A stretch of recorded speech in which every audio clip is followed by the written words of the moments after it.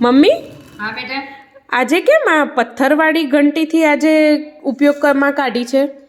આ પથ્થરવાળી ઘંટી એટલા માટે કાઢી કે આપણે મગ વાવ્યા હતા, તો મગ ઘણા બધા થયા હતા, બરાબર. તો એ મગની દાળ બનાવી હતી.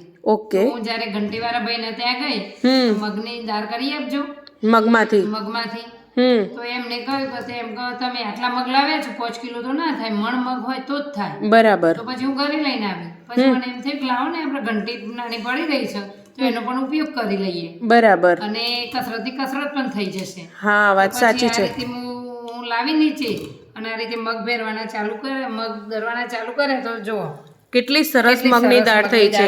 અને આની તો ખીચડી પણ સુપર્બ લાગે નહીં? હા, એકદમ સ્વાદ સરસ લાગે. પહેલાના વડીલો આ રીતે બધું દળીને ખાતા, એટલે ખાવાનું પણ ટેસ્ટી થતું અને સ્વાદ પણ સુપર્બ આવતો અને કસરત પણ થતી. હા, કસરતની કસરત પણ થઈ જાય. સ્ત્રીઓને આ કસરત ચાલતી રહેતી એટલે કોઈ બીમારીઓ પણ ઓછી આવતી. હા, આ રીતે ઉડતું જવાનું ને દરતું જવાનું.